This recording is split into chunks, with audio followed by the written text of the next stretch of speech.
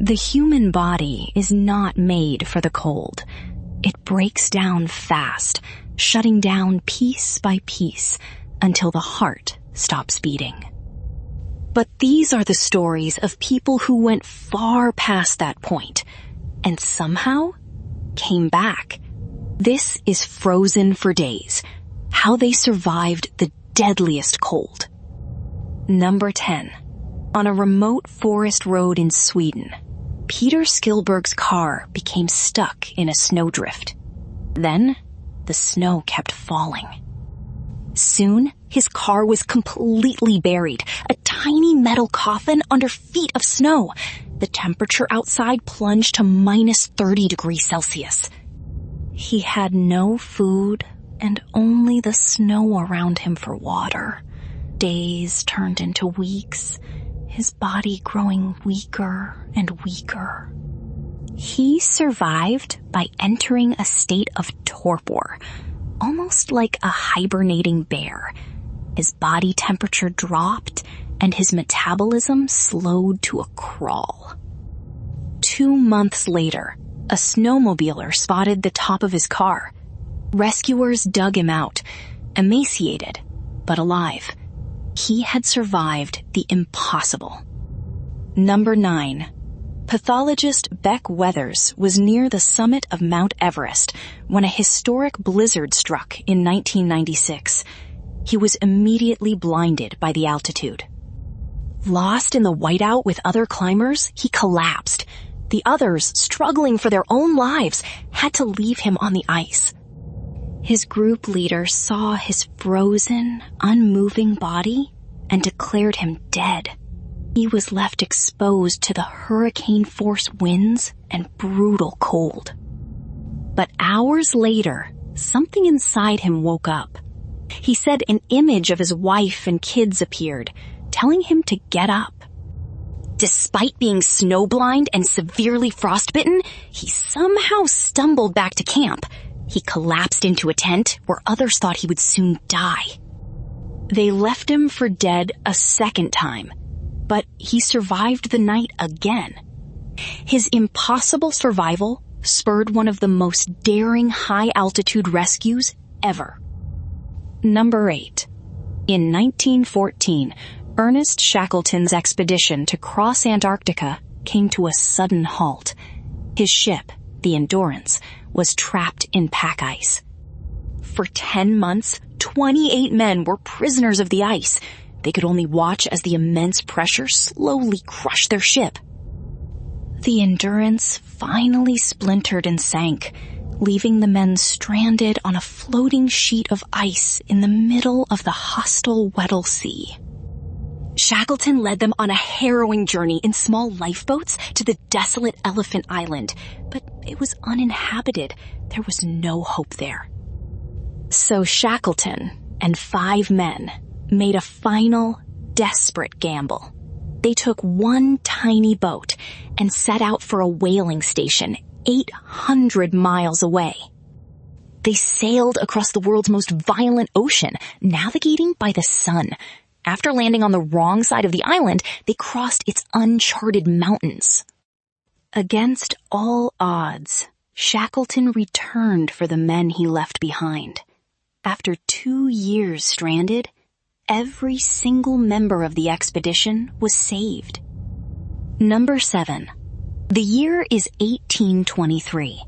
Fur trapper Hugh Glass was scouting ahead of his party when he surprised a grizzly bear and her cubs. The bear mauled him viciously, leaving him with a broken leg, exposed ribs, and deep gashes all over his body. His friends found him near death. Convinced he was a lost cause, the expedition leader paid 2 men to stay behind and bury him, but they didn't wait for him to die. They stole his rifle, knife, and all his supplies, and abandoned him in a shallow grave. They left him with nothing. Fueled by a burning desire for revenge, Glass refused to die. He set his own leg and began the 200-mile crawl back to civilization. For 6 weeks, he survived on wild berries and roots, even fighting off wolves for a bison carcass. He became a legend of the American frontier. Number 6. 2 young British climbers, Joe Simpson and Simon Yates, were descending a peak in the Peruvian Andes when disaster struck. Simpson slipped on ice and shattered his leg. At over 19,000 feet, a broken leg is a death sentence. Yates refused to leave him. He began lowering Simpson down the mountain, 300 feet at a time, using 2 ropes tied together. In a blinding storm, Yates unknowingly lowered Simpson over a sheer cliff, leaving him dangling in mid-air. The rope began to slip through his frozen hands. Yates couldn't pull him up and couldn't hear him. He made an agonizing choice to save himself. He cut the rope, sending Simpson plummeting into a crevasse. Miraculously, Simpson survived the fall. Over the next 3 days, he crawled and hopped 5 miles back to base camp, arriving just before Yates left. At number 5, a story of a modern survivalist. In 2004, snowboarder Eric Lamarck was looking for fresh powder in the Sierra Nevada mountains. He ignored the ski patrol's warnings and went out of bounds just as a massive storm blanketed the area. He was immediately and hopelessly lost. With only a wet bag of matches and a dead MP3 player, he faced 8 days in the wilderness. The temperature dropped far below freezing each night. He was stalked by wolves. He fell into a freezing river. His feet became so frostbitten, he could not feel them at all. Starving, he survived by eating pine nuts and tree bark. He even resorted to eating pieces of his own flesh to stay alive. Found on the verge of death by a rescue helicopter, he had lost 80 pounds. He survived, but both his legs had to be amputated. Number 4. In 1912, Australian geologist Douglas Mawson was on a sledging journey across a new part of Antarctica. It became a one-man fight for life. His companion, Belgrave Ninnis, suddenly vanished. He, his sled team, and most of their food had fallen into an enormous hidden crevasse. Now Mawson and the other man, Xavier Mertz, were 300 miles from base, with only 10 days of food. They began eating the remaining sled dogs. But the dog liver was toxic with vitamin A. Mertz became delirious and died. Mawson was now completely alone, 100 miles from safety. His own body was failing. His hair fell out and the skin on his feet peeled off in sheets, leaving them raw and bloody. He had to build a ladder to haul himself out of a crevasse he fell into. He was a walking skeleton, driven by pure will. He finally staggered into base camp, only to see the rescue ship sailing away on the horizon. He had missed it by mere hours. Our number 3 survivor is Ada Blackjack, a 23-year-old Inupiat woman from Alaska. In 1921, she desperately needed money to care for her sick son. She was hired as a cook and seamstress for a secret and illegal expedition to claim Wrangel Island in the Arctic for Great Britain. She joined 4 young white men who were arrogant and unprepared. Ada herself was terrified of the wilderness and had no survival skills. The expedition quickly failed. After a year, they ran out of food. As one man lay dying of scurvy, the other 3 left to cross the frozen sea for help. They were never seen again. Ada was left completely alone on the barren island, with the dying man and the expedition's cat. After the man died, Ada realized she had a choice: learn to survive or die. This quiet, fearful woman taught herself everything. She learned to shoot build shelters, and defend her camp from polar bears. For 2 years she endured, until a rescue ship found her. Number 2 is a case that defies medical explanation. On a frigid Minnesota night in 1980, 19-year-old Jean Hilliard's car stalled. Wearing only a winter coat over her dress, she decided to walk 2 miles to a friend's house. The temperature was 22 below 0 Fahrenheit. She made it all the way to her friend's driveway before she tripped and fell, losing consciousness. She lay there in the snow for 6 hours. Her friend found her the next morning. Jean's body was, in his words, frozen stiffer than a log.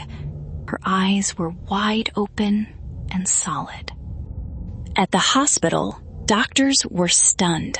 Her skin was too hard to pierce with a needle. Her body temperature didn't even register on a thermometer. They could not bend any of her joints. They expected that if she even thawed, she would have massive brain damage and require multiple amputations. But as they warmed her with heating pads, a miracle happened. She woke up. Within days, she had made a complete recovery with no lasting effects whatsoever. And our number 1 most insane story of survival against the cold, the 1972 Andes flight disaster.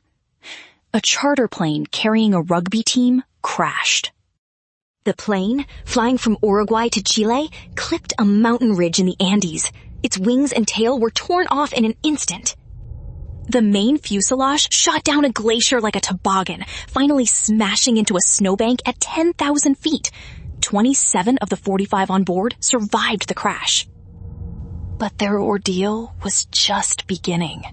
They were stranded in one of the most inaccessible environments on Earth, with no cold weather gear and little food.